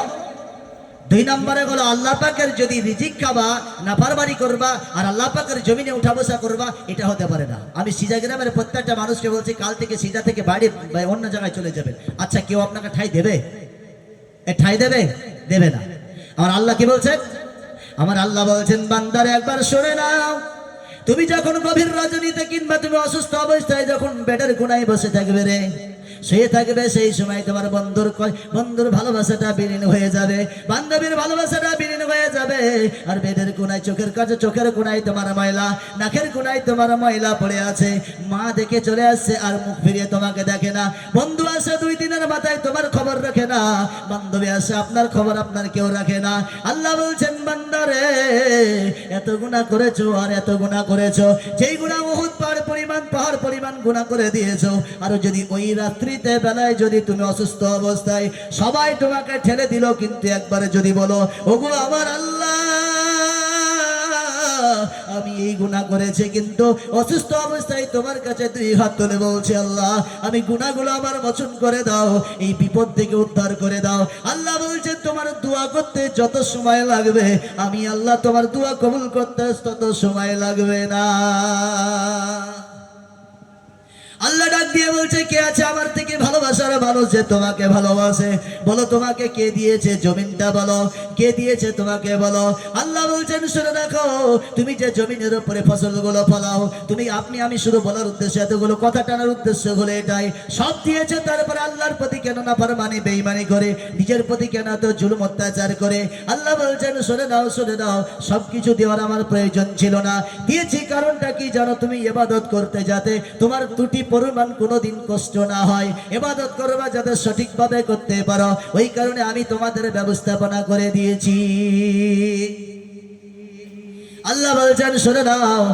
এবার আল্লাহ রাব্বুল আলামিন নিজে বলছেন বান্দা শুনে নাও, জমিনের উপরে যে তুমি চলাফেরা করো এই জমিনটা কি করেছে জানো? আল্লাহ বলছেন সূরাতুন নাবার মধ্যে বলছেন, পবিত্র কোরআনের পারা নম্বর 30 পৃষ্ঠা নম্বর 1 আয়াত নম্বর 6 থেকে 15 নম্বর আয়াতে এটা বলছেন। আল্লাহ বলছেন শুনে রেখে দাও, আল্লাহ রাব্বুল আলামিন আলাম নাজালিল আরদা মিহাদা, আমি আল্লাহ বলো তোমাদের কি দেইনি বলো, এই জমিনটাকে তোমাদের বিছানার রূপে আমি ব্যবহার করে দিয়েছি যাতে তুমি চলতে পারো, তোমার টলমল না এদিক ওদিকে না যেতে পারো। কি দিইনি তোমাদেরকে বলো? আলাম নাজালিল আরদা মিহাদা ওয়াল জিবালা আওতাদা, পেরেকগুলোকে পাহাড়গুলোকে পেরেক হিসাবে ব্যবহার করে দিয়েছি যাতে জমিনটা টলমল না করে। তোমাদের জমিনের উপরে আসমান, নিচে আছে পানি, পানির উপরে তোমরা চলে আসো, যেদিন আমি পেরেকটা তুলে দেব রে, পাহাড়টা তুলে দেব, জমিনের কেউ তোমাদের আটকাতে পারবে না। আমি আল্লাহ তোমাদের বলা ইবাদত কেন আমার করবা না? কি কারণে গুনাহ করবা? কেন গুনাহ করবা? কেমন তুমি গুনাহ করে কি এমন লাভ পাচ্ছ বলো? আল্লাহ বলছেন শুনে রেখে দাও, জমিনটা সুন্দর করে বানালাম কেন জানো? যাতে আমার বান্দা চলতে কোনো অসুবিধা না হয়। শুধু এটাই নয়, আপনি বলেন যখন একটা শোলা নিয়ে পানির পুকুরের মধ্যে থাকবেন, ওই শোলাটার উপরে যদি চাপেন আপনি টলমল করবে, আর 2 দিকে যদি সাপোর্ট নিয়ে থেকে যান যেমন টলমল করবে না। আল্লাহ বলছেন জমিনটা কতদিন আগে টলমল যেদিন থেকে করেছি, এই পাহাড়গুলোকে যদি পেরেক হিসাবে ব্যবহার না করতাম রে, তোমাদের জমিনটাও টলমল করতো, তোমরা এক জায়গায় স্থানভাবে থাকতে পারতে না। আল্লাহ বলছেন ওয়াল জিবাল আওতাদা, আমি তোমাদের এই জমিন পাহাড়গুলোকে পেরেক হিসাবে ব্যবহার করে দিয়েছি কেন? যাতে তোমাদের জমিনটা টলমল না করে। বান্দার জন্য কি ভাবেনি আল্লাহ বলে, তারপরে আল্লাহ থেকে দূরে, তারপরে গুনাহ ছাড়তে আপনি পারেন না। কেন গুনাহ ছাড়েন না বাপজিরা? ও যুবক এখনো পর্যন্ত মদের আড্ডায় বসে আছে, এখনো পর্যন্ত জুয়ার আড্ডায় বসে আছেন, আপনি কি একবারও ভাবেন না যেদিন আপনি রাত্রিবেলায় ঘুমিয়ে যান, যেদিন আপনার কারণ শরীরের ভিতরে দেহ তো রূহ থাকা সত্ত্বেও আপনার চোখটা যেদিন বন্ধ হয়ে যাবে, আর চোখটা যখন রূহ থাকা সত্ত্বেও যেদিন ঘুমিয়ে গেলে যেমন সারা পৃথিবীটা অন্ধকার লাগে, যেদিন আপনার দেহ থেকে রূহ যেদিন বার হয়ে যাবে, জন্মের মতো চলে যাবেন, ওই দিন কেউ আপনাকে যেদিন রুখতে পারবে না। আর ওই দিন আপনি নিধর দেহটাকে ফেলে দিয়ে রূহটা যেদিন আপনার কাছ থেকে চলে যাবে, আবার আল্লাহ আপনাকে তৈরি করবেন, ওই দিন যে কেউ আপনাকে রক্ষা করতে পারবে না। ওই জন্য বন্ধুরে আমার গুনাহ থেকে বেঁচে আসি, গুনাহ থেকে বেঁচে আসি, গুনাহ ছেড়ে দিই। কেন? গুনাহ না ছাড়লে নিজের ক্ষতি হয়ে যাবে। আল্লাহ বলছেন, বান্দা তুমি যদি গুনাহ করো এতে আমার কোনো ক্ষতি হবে না, তুমি যদি নেকি করো এতে আমার কোনো লাভ হবে না। যদি তুমি নেকি করো তোমার লাভ, যদি তুমি গুনাহ করো তোমার লস। আর লস, নিজেদের লস। কেন? আল্লাহ পাক বিচার করবেন আমাদের। এই দুনিয়ায় মানুষ চলাফেরা কিভাবে করছি, এই চলাফেরার আগে চলাফেরা করছি আলহামদুলিল্লাহ, কিন্তু একটুকু নিজের মস্তিষ্ক ঠান্ডা রেখে ঘুমাবার আগে 10 মিনিট করে ভাবেন আর বলেন, আমি সারাদিন কি গুনাহ করেছি, যে গুনাহ করেছি যদি রাত্রিবেলায় মউতটা হয়ে যায়, রাত্রিবেলায় যদি মৃত্যু হয়ে যায়, কি আল্লাহর কাছে জবাব দিব? একবার চিন্তা করেননি আপনি? বাপজি, ও বাপজি, আমার বৃদ্ধ মায়ের যারা বাপজিরা আছেন, মায়েরা আছেন, একটা কবরে একটা জমিনে পড়ে আছে, তারপরেও তারা গুনাহ ছাড়তে পারেনি, এখনো পর্যন্ত জুয়া নিয়ে বসে আছে, এখনো পর্যন্ত মনের আড্ডায় বসে আছে। ছি ছি ছি ছি ছি ছি। মুসলমান, যত গুনার কাজে মুসলমান জড়িত হয়ে আছে, সৎ কাজে মানুষেরা কখনো আকৃষ্ট নয়, শুধু গুনার কাজে জড়িত। কেন? আপনি বুঝতে পারেন না গুনাহটা কি কারণে হচ্ছে আমাদের? গুনাহটা কি কারণে হচ্ছে? আমি যে গুনাহ করি, এতে শয়তানের সাথে যারা গুনাহ করে এবং গুনাহতে জড়িত হয়ে আছি, তারা শয়তানের সাথে সাদৃশ্য অবলম্বন করে চলছে। বলে কেন? শয়তান আল্লাহর কাছে অঙ্গীকার করেছে, আমার বক্তব্যের বিষয় নয়, শয়তান আল্লাহর কাছে অঙ্গীকার করেছে, ওগো আমার রব, যেদিন জান্নাত থেকে যেদিন নামিয়ে দেওয়া হলো কোনো কারণে, কারণটা আপনারা সবাই জানেন, সেই দিনই বলেছিল, ওগো আমার আল্লাহ, যখন এদের কারণে আমি জান্নাত থেকে নেমে এসেছি, এদেরকে কাউকে ছাড়বো না, এদেরকে সবাইকে জাহান্নামে নিয়ে যাব। আল্লাহ বলেছিলেন চ্যালেঞ্জ।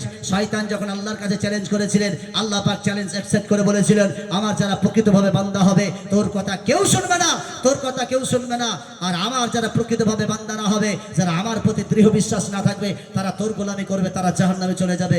আজকে যত মানুষ এই সিজাগের মানুষ যত গুনাহতে জড়িত হয়ে আছে, আমি আপনি যারা গুনাহ ছাড়তে পারি না, এখনো শয়তানের গোলাম হয়ে চলে আছি, শয়তানের গোলাম হয়ে চলছি। আপনি মনে করছেন আপনি বড় দাড়ি রেখেছেন, মাথায় টুপি রেখেছেন, বড় পাঞ্জাবি পরেছেন, ইমানদার বলে দাবি করছেন, আর আপনি রাতের বেলায় সুদের ব্যবসা করছেন। সুদের ব্যবসাটা এখনো পর্যন্ত ছাড়তে পারলেন না। মদের ব্যবসাটা করেন, বলে কেন? সংসার চলে না, সংসার চলে না, এটা সত্য আপনি বলছেন, কিন্তু সংসার চলার জন্য আল্লাহ পাক আরো ব্যবস্থাপনা করে দিয়েছে, তারপরে আপনি গুনাহতে জড়িত হয়ে আছেন। বন্ধুরে আমার, যেখানে যে জায়গাতে যাবেন, গুনাহ যত করেছি আমরা, সব বিষয় আমার আল্লাহ জানবেন। তার দ্বিতীয় সাক্ষী বলে দিই, যে কথা বলছিলাম ওটা সবকে কেটে দিয়ে চলে আসলাম। দ্বিতীয় পয়েন্টটার সাক্ষীটার ব্যবহারের কথা বলি, কারণ সময় যদিও বা সময়ের দিকে শেষের দিকে যাচ্ছে, ওই জন্য গুটিয়ে দিয়ে চলে আসলাম। 3 নম্বর প্রশ্ন, যে হযরত ইব্রাহিম আদম রহমতুল্লাহ আলাইকে 2 নম্বর প্রশ্ন হলো নসিহত করলেন। 3 নম্বর নসিহত, 4 নম্বর নসিহত, 5 নম্বর আছে, শুধু টুক করে বলে দিই। 3 নম্বর নসিহত বলে, হে যুবক, তুমি যদি না ছাড়তে পারো, রিজিক খাবা আল্লাহর, আর গুনাহ ছাড়তে পারবে না, জমিনে থাকবার আল্লাহ গুনাহ ছাড়তে পারবে না। যদি গুনাহ করতে হয়, এই 2 জায়গা থেকে চলে গিয়ে আল্লাহ পাকের এই দেওয়া জমিনটার উপরে বাইরে গিয়ে তুমি গুনাহ করো। 3 নম্বর নসিহতটা করেছিলেন। যুবক বলেছিল, ওগো আমার হুজুর, আমার সম্ভব না, এটা কোনোদিনই সম্ভব নয়। জমিনের যে জায়গায় যাবো সে জায়গার মালিক আমার আল্লাহ, জমিনের যে জায়গায় যাবো সে জায়গার মালিক আমার আল্লাহ, কোথাও গিয়ে পরিত্রাণ নাই, আল্লাহর সামনে আসতে হবে। 3 নম্বর হলো। 4 নম্বর বলছেন, হে যুবক, তুমি যদি গুনাহ না ছাড়তে পারো, তাহলে তুমি কি করবা?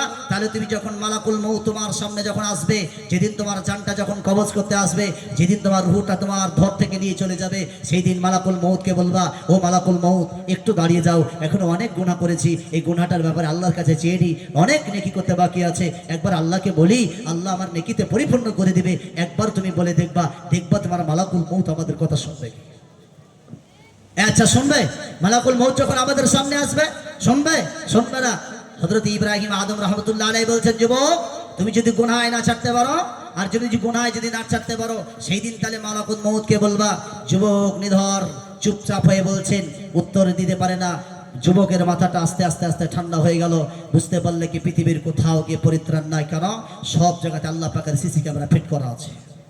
পৃথিবীর সব জায়গায় আল্লাহ পাকের সিসি ক্যামেরা ফিট করা আছে। কেন? আল্লাহ পাক 2 নম্বর সাক্ষী ব্যবহার করবে কি কিয়ামতের দিনে? 2 নম্বর সাক্ষী। 2 নম্বর সাক্ষী কি বলেছিলাম?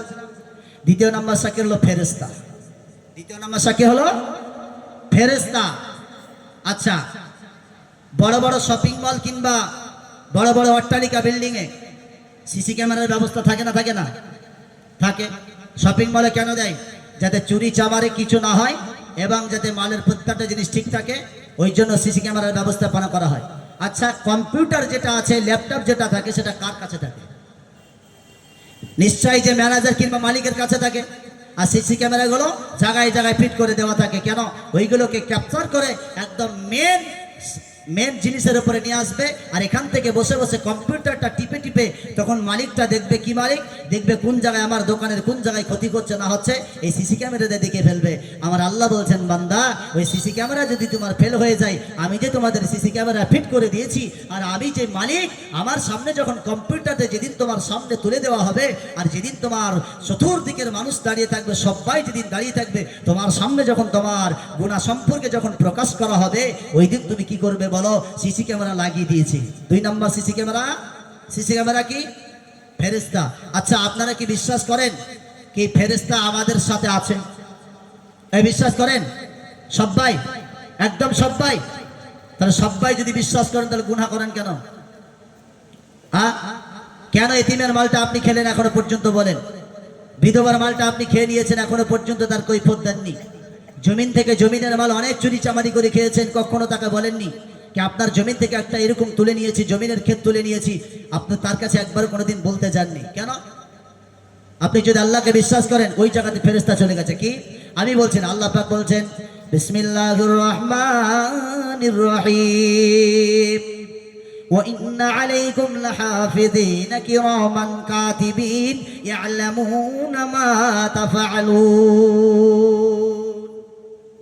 আল্লাহ হাসরের ময়দানে যেদিন মানুষেরা সবাই দাঁড়িয়ে থাকবে রে, ওই দিন মাথার উপরে সূর্য এসে যাবে, জমিনটা তামাক হয়ে যাবে।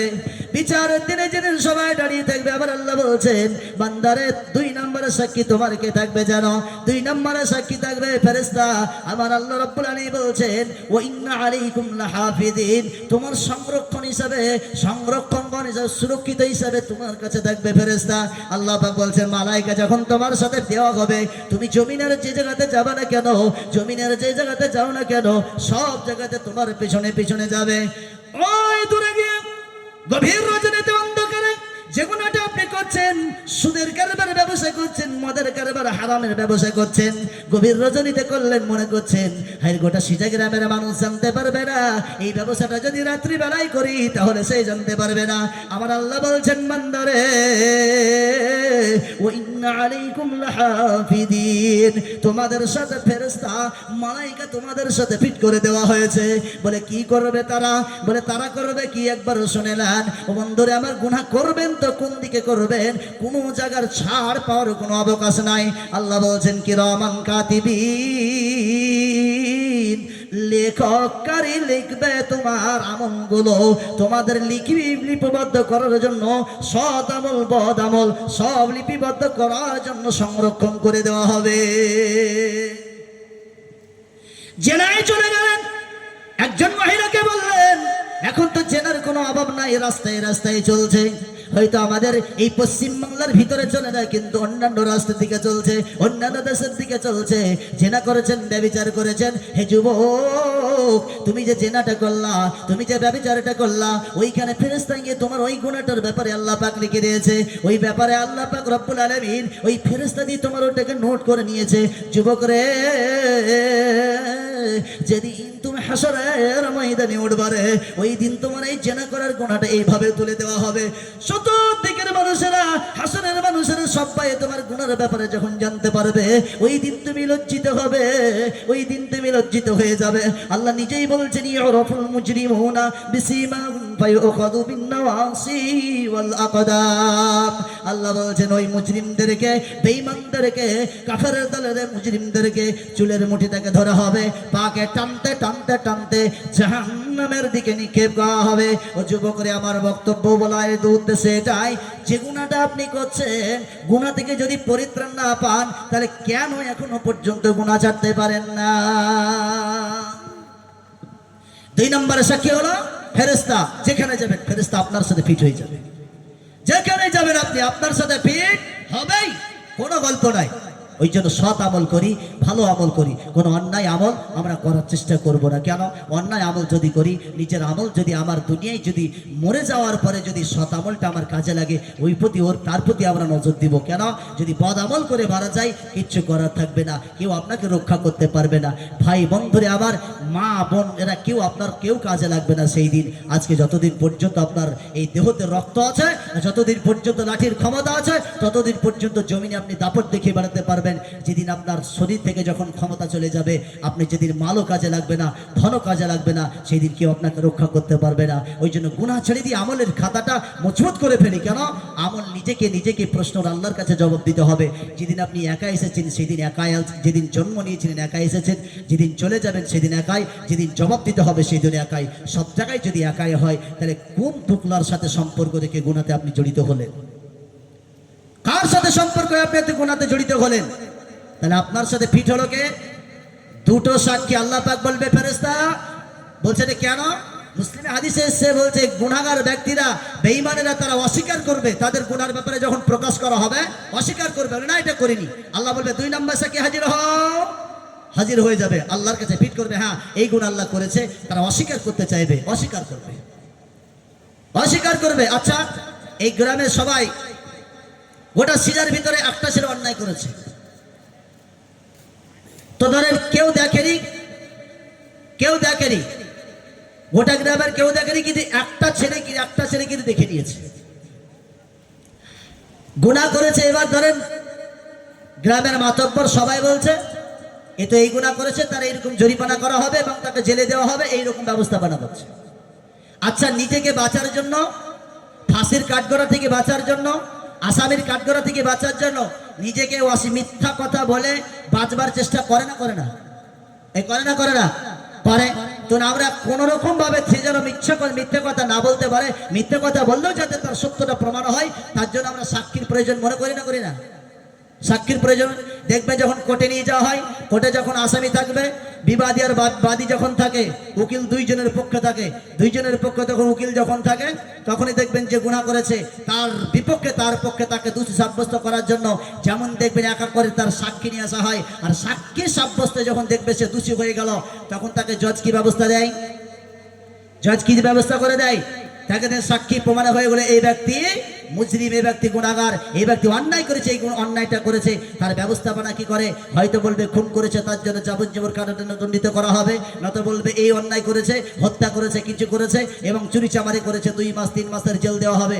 বলে না? কিসের উপরে বলে? সাক্ষীর উপরে বলে। আমার আল্লাহ বলছেন বান্দারা ওরকম ভাবে অস্বীকার করবে যেদিন তারা মারা যাবে, আর সামনে যখন জাহান্নাম দেখতে পাবে, আর বিচারের কাঠগড়া দিয়ে যখন ভয়ঙ্কর হবে, আমরা গোটা গ্রামের, সিজা গ্রামের মানুষ শুধু নয়, গোটা পৃথিবীর মানুষ যখন উঠবে, আর সবাই যখন থাকবে, বলছে বেঈমান কাফেররা যারা ঈমানকে নষ্ট করে দিয়েছে, এই দুনিয়ার জীবনে থেকে যখন নিজের আমল সম্পর্কে কোনোদিন যেদিন সচেতন হয়নি, গুনাহ করতে করতে যেদিন মারা গেছে, এরা অস্বীকার করবে। সেদিন আল্লাহ পাক একটা করে ডাকবে, একটা করে। 2 নম্বর সাক্ষী বললাম।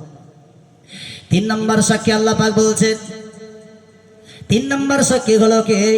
আল্লাহ নিজেই বলছেন 3 নম্বর সাক্ষী হবে, সেটা হলো জমিন।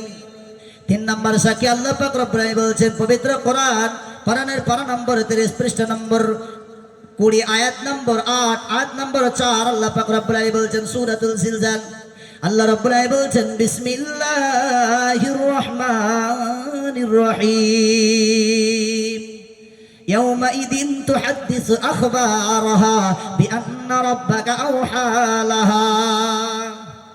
আল্লাহ বলবেন 3 নম্বর সাক্ষীর হাজির হও। 3 নম্বর সাক্ষীকে কিভাবে ব্যবহার করা হবে দেখেন। 3 নম্বর সাক্ষীকে যখন হাজির করা হবে, ও যুবক ভাইয়েরা রে, বন্ধুরে আমার, এই যে জমিনের উপরে চলাফেরা করি, এমন করে পৃথিবীর মানুষ নাই যে উপরের দিকে পা উঠিয়ে দিবে, নিচে দিকে জমিন ঝুলে মাথা ঝুলে যাবে। ও যদি মাথাও নিচে দিকে ঝুলিয়ে দেয়, তবু জমিনের উপরে মাথাটা পড়ে যাবে, এমন কোনো মানুষ নাই। পা জমিনের উপরে রাখেন, এরকম কথা এরকম নাই। আমার আল্লাহ বলছেন বান্দারে, তুমি তুমি যে এখনো পর্যন্ত গুনাহ ছাড়তে পারলে না, এখনো পর্যন্ত গুনাহ থেকে সরে আসলে না, তুমি কি কেন এখনো পর্যন্ত বোঝো না রে যে জমিনের উপরে তুমি গুনাহ করছো, এই জমিনটা আমার কাছে সেই দিন তোমার সব বৃত্তান্ত বলে দেবে। আল্লাহ বলবেন জমিন রে এ অস্বীকার করছে, এবার তোমার বৃত্তান্ত তুমি বলতে আরম্ভ করো। ইয়াউমাইদিন তুহাদ্দিসু আখবারাহা বিআন্না রাব্বাকা ওয়াহালাহা, জমিনকে দেখা হবে, জমিন তুমি বলো এর ব্যাপারে কি বৃত্তান্ত বলো। আল্লাহ পাক জমিনের জবান খুলে দেবে, জমিন তার সব বৃত্তান্ত গেল একের পরে এক বলতে আরম্ভ করবে। এবার আপনি বলেন জমিনের উপরে আপনি চলাফেরা করছেন, যত রকম গুনাহ আপনি করেছেন, যত রকম অন্যায় আপনি করেছেন, এই পাখানা কিন্তু জমিনের উপরে রাখতে হয়েছে। হে যুবক রে, আপনি যখন জমিনের উপরে চলেন, এই জমিনটা যেদিন হাসরের ময়দানে যখন বলবে, আপনার ব্যাপারে সব বৃত্তান্ত যখন বলে দেবে, ওই দিন কেউ আপনাকে রুখতে পারবে না।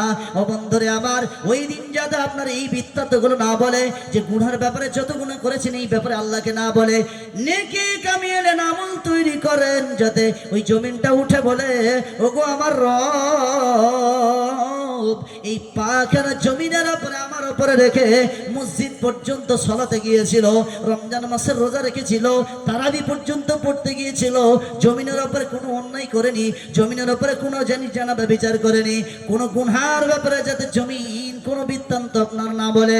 ও বন্ধুরে আমার, এখন থেকে এই মুহূর্তে পর্যন্ত তওবা করে নেন, নচেত যদি তওবা না করি আর রাত্রে যদি আমার মরণ হয়ে যায়, রাত্রে যদি আল্লাহ না করুক যদি মৃত্যুটা হয়ে যায়, যে গুনাহটার ব্যাপারে আল্লাহর কাছে কোনো ক্ষমা চাইলেন না, ওই গুনাহটা যদি কিয়ামতের দিনে যদি আল্লাহ প্রকাশ করে দেয়, দিবে তো বটে, ওই গুনাহটা যদি প্রকাশ হয়ে যায়, ওই দিন আপনাকে কে বাঁচাবে বলে? কেউ বাঁচাতে পারবে না। ওই জন্য জমিন তৃতীয় নাম্বার সাক্ষী হিসাবে জমিনকে ব্যবহার করা হবে। জমিনকে যখন ডাক দেওয়া হবে, আচ্ছা জমিনের উপরে আপনি গুনাহ করেন না করেন না, তাহলে জমিন ব্যবহার করা হবে, ফেরেশতা ব্যবহার করা হবে, আমল ব্যবহার করা হবে। তাহলে চারটে তিনটে জিনিস যদি আপনার ব্যবহার হিসাবে হয়, আপনি বলুন তাহলে গুনাহটা করছেন তো করছেন কেন, আর গুনাহ ছাড়বেন না কেন? কারণ সবই তো আপনার বিপক্ষে এসে যাচ্ছে, সবই তো আমার বিপক্ষে এসে যাচ্ছে। ও বন্ধুরে আমার, গুনাহ থেকে বেঁচে আসি, গুনাহ থেকে বেঁচে আসি। আর বক্তব্য বাড়ানো হলাম, হযরত এসে গেছেন, আমাদের এই সভার প্রধান বক্তা উনি চলে এসেছেন। আমি চতুর্থ নম্বর সাক্ষীটা কি হবে? চতুর্থ নম্বর সাক্ষী হবে আমার এই অঙ্গ প্রত্যঙ্গ। আচ্ছা কোথায় গিয়ে আপনি পরিত্রাণ পাবেন বলেন? এখনো পর্যন্ত গুনাহ ছাড়তে পারলেন না, এখনো পর্যন্ত আজান পড়ে যায়, আপনি এখনো পর্যন্ত বাড়িতে বসে থাকেন, আর আপনি বলেন আমি আল্লাহ বিশ্বাস করি। আপনারা সবাই আল্লাহ বিশ্বাস করেন? এই করেন? আমি প্রমাণ করে দেবো, আমরা অনেক আল্লাহ বিশ্বাস করি না। আল্লাহ বড় এটা বিশ্বাস করেন কি করেন না? তাহলে আল্লাহ বড় এটা সারা পৃথিবীর সব সৃষ্টির মধ্যে যত কিছু আছে সব থেকে বড় না বড় নয়? বড়। তাহলে সে যদি বড় হয় তাহলে তার কথা শুনে আমার দরকার আছে না নাই? আচ্ছা তাহলে আপনারা বড় বিশ্বাস করেন, আর আমি প্রমাণ করবো আমরা অনেকে বড় বিশ্বাস করি না। বলে কেন? আচ্ছা মুয়াজ্জিন যখন রাতেই প্রত্যেক 5 ওয়াক্তে যখন একটা শব্দ ব্যবহার করে, সেই শব্দটা কি? আজান। আজান দেয় না দেয় না? কি ব্যবহার করে? আল্লাহু আকবার করে না করে না? তার মানে আল্লাহ সব থেকে বড়। মুয়াজ্জিন যখন আল্লাহু আকবার বলে ডাক দেয়, আপনি মুসলিম হয়ে আপনার কানে কিন্তু সেইটা চলে আসে। আপনি আল্লাহ যদি বিশ্বাস করেন, আল্লাহকে বড়ভাবে বিশ্বাস করেন, তাহলে যখন আজান পড়ে গেল, আল্লাহর ধ্বনি পড়ে গেল, আর পৃথিবীর সবাইকে ডাক দিল, এ পৃথিবীর মানুষ, এইটা ডাক পড়ে গেল আল্লাহর থেকে বড় আর পৃথিবীতে কিছু নয়, তোমার যে কাজ কর্ম আছে সেটা কিচ্ছু বড় নয়, আল্লাহই সব থেকে বড়। আচ্ছা আপনি যে বিশ্বাস করেন, তাহলে আপনি আজান পড়ে গেল, তারপরে আজানের ধ্বনিটা পড়ার পরে আপনি কেন মসজিদে গেলেন না? আপনি মসজিদে গেলেন না, মসজিদ থেকে আজানটা শোনার পরে আজানটাকে প্রত্যাখ্যান করে দিয়ে আপনি বাজারে ঘাটে চলে গেলেন, সলাতে জোহর রাখতে নামাজে আপনি হাজির হলেন না, তাহলে আপনি আল্লাহ বিশ্বাস, আল্লাহ বড় বিশ্বাস করেন না। যদি আজানটা শুনে মসজিদে ঢুকতেন, আপনি বিশ্বাস করতেন আল্লাহ বড়। আপনি আবার সাক্ষী দিচ্ছেন কি? আশহাদু আল্লা ইলাহা ইল্লাল্লাহ, আমি সাক্ষী দিচ্ছি আল্লাহ ছাড়া কোনো মাবুদ নাই। সেই কি হচ্ছে? উপাস্যের মালিক কে? আল্লাহ। তাহলে আপনি সাক্ষী দিচ্ছেন, এটা আপনি কথাতে বলছেন, কিন্তু আপনার কথার সাথে অন্তরের মিল হয় না। কেন? আজান মুয়াজ্জিন দিল আশহাদু আল্লা ইলাহা ইল্লাল্লাহ, কানে আসলো, আপনি প্রত্যাখ্যান করে দিয়ে চলে গেলেন, আপনি অস্বীকার করলেন। হ্যাঁ আমি সাক্ষী দিচ্ছি আল্লাহ যে আল্লাহ ছাড়া কোনো মাবুদ নাই, এটা আপনি স্বীকার করলেন না। যদি মসজিদে ঢুকতেন আপনি স্বীকার করতেন হ্যাঁ আল্লাহ ছাড়া কোনো মাবুদ নাই। আচ্ছা আপনার নবীকে বিশ্বাস করেন? সবাই বিশ্বাস করেন? হ্যাঁ, নবী যা দিয়েছেন তা আপনি বিশ্বাস করেন? করেন। তাহলে এখানে শব্দ ব্যবহার করে আশহাদু আন্না মুহাম্মাদার রাসূলুল্লাহ, এই যে ব্যবহার করে আমি আরো সাক্ষী দিচ্ছি আল্লাহ ছাড়া কোনো মাবুদ নাই, হযরত মুহাম্মদ সাল্লাল্লাহু আলাইহি সাল্লাম আল্লাহ প্রেরিত রাসূল, এটা বিশ্বাস করে না করে না? তাহলে আপনি যখন আজান পড়লো, আপনি আজান শোনার পরে আপনি প্রত্যাখ্যান করে বাজারে চলে গেলেন, মসজিদে ঢুকলেন না, তাহলে আপনি স্বীকার করলেন কিভাবে বলেন? হ্যাঁ, আপনি স্বীকার করলেন কিভাবে? আপনি সব অস্বীকার করে চলে গেলেন, আপনি সবকে প্রত্যাখ্যান করলেন, আল্লাহর কোরআনকে অস্বীকার করলেন। শুনে রাখেন, সবকে যখন প্রত্যাখ্যান করবেন, অস্বীকার করবেন, আল্লাহ বলছেন শুনে রাখো, ওয়াসিকাল্লাযীনা কাফারু ইলা জাহান্নামা যুমারা, যারা অস্বীকার করবে আমার কোরআনকে, যারা অস্বীকার করবে আমার রাসূলের হাবিবের কথাবার্তাকে, যারা অস্বীকার করবে আমার রেখে যাওয়া কথাবার্তাকে, আমি দেওয়া কথাগুলোকে অস্বীকার করবে, তারা কোথায় যাবে? তারা জাহান্নামে চলে যাবে। ওই জন্য আমরা বন্ধুরা আমার নিজেকে গোটাই, নিজেকে আমরা সংযত করি, নিজেদের যেই গুণাতে জড়িত হয়ে আছি। এখন বিভ্রান্তকর, এখন এই ফেতনার সময় মানুষেরা বিভ্রান্ত করে, মানুষেরা সচেতন হবে তো দূরের কথা, কিভাবে হবে? মানুষেরা নিজেরা ভরাক্রান্ত হয়েছে, বিভ্রান্তি হয়ে পড়ছে। কেন? আজকে মোবাইলে দেখা যাচ্ছে, এক মোবাইলে আজকে শুধু মোবাইল খোলা যায় না। আলেমরা, আপনাদেরও দোষ দিচ্ছি না, আলেমরা, আলেম সম্প্রদায়ের মানুষ, আমরা বলছি আমাদের কথা, মোবাইল খোলা মাত্র সাধারণ মানুষ যে পরিবর্তন নিজেকে করবে, পরিবর্তন করতে পারে না। কেন? এক আলেম বলছে অমক, আর এক আলেম বলছে অমক, আর এক আলেম বলছে অমক। কে বলছে আহলে হাদিস এটা চলবে না, হানাফিরা সবাই যাবে, হানাফিদের নামাজ সব জাল। কে বলছে হানাফির নামাজ যা আছে আহলে হাদিসের সব জাল। এই যে একের পর এক চলে যাচ্ছে, মানুষ কোন মশলাটা নেবে মানুষেরা পার খুঁজে পায় না। আমি আপনাদেরকে এর মর্মে একটাই কথা বলবো, শুধু একটাই, কি আল্লাহ এবং আল্লাহর রাসূল এই রশিকে ধরে রাখেন, ইনশাআল্লাহ কোনোদিন আপনার কেউ ভরাক্রান্ত করতে পারবে না। ওই জন্য আল্লাহ এবং আল্লাহর রাসূলের সাহাবীদের কথাবার্তা, এই সাহাবীদের আখলাক চরিত্র নিজের জীবনের প্রতি আনেন। আপনি আমল যেটুকু করছেন, আপনি অন্য মানুষের দিকে নজর না দিয়ে নিজের আমল কতটুকু করেছেন নিজের প্রতি তালকিন করেন। নিজের প্রতি আপনি কতটুকু অত্যাচার করেছেন, এই অত্যাচারে নিজের শরীরের প্রতি কত অবিচার করেছেন, এইটা আপনি চিন্তা ভাবনা করেন। পার্শ্ববর্তী মানুষ কি করছে এটা আপনার দেখার বিষয় নাই, আপনি নিজে আমল তৈরি করেন।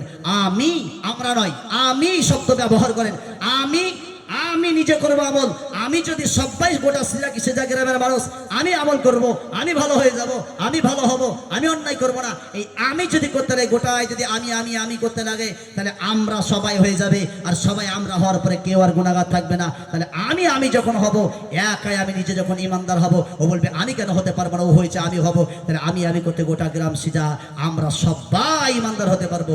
ওই জন্য বলছি না ভাই বন্ধুরে আমার, গুনাহ করে কোনো জায়গায় পরিত্রাণ পাওয়া যাবে না, সব আল্লাহ পাকের কাছে প্রকাশ হয়ে যাবে। বন্ধুরে আমার বোঝার চেষ্টা করে, চতুর্থ নম্বর বললাম কি, আল্লাহ পাক রব্বুল আলামিন সূরা ইয়াসিনের মধ্যে 23 নম্বর পারায় 3 নম্বর পৃষ্ঠায় আল্লাহ পাক সূরা ইয়াসিনের 65 নম্বর আয়াতে আল্লাহ বললেন, আলিয়াওমা নাখতিমু আলা আফওয়াহিহিম ওয়া তুকাল্লিমুনা আইদিহিম ওয়া তাশহাদু আরজুলুহুম বিমা কানু ইয়াকসিবুন। আল্লাহ বলছেন শুনে নাও, তোমার এই যে শরীরটা দেখছো, এই শরীর থেকে তোমার যে বঙ্গ প্রত্যঙ্গগুলো আছে, এই তোমার ব্যাপারে বলে দিবে। জমিনটা, এই কথা আর বাড়াচ্ছি না আমি, বলছে জবানটার মোহর মেরে দেওয়া হবে। অস্বীকার যখন করবে, করতে করতে আল্লাহ বলবে এর জবানে মোহর মেরে দাও। জবানে যখন মোহর মেরে দেওয়া হবে, এবার বলবে হাত বৃত্তান্ত বলতে আরম্ভ করো। প্রত্যেকটি আঙ্গুলের যখন মুখ হয়ে যাবে, হাত তার বৃত্তান্ত বলবে, ওগো আমার রব, এই তোমার বান্দা এই আমার সাহায্যে অনেক পৃথিবীতে গুনাহ করেছে। কেন? এই হাত দিয়ে কত মানুষের সাথে অন্যায় ব্যবহার করেছে, এই হাত দিয়ে কত হারাম পন্থা অবলম্বন করেছে, এই হাত দিয়ে কত উপার্জন করার পরে, হারাম উপার্জন করার পরে পেটে ভরেছে, পেটটাকে নরক বানিয়ে দিয়েছে।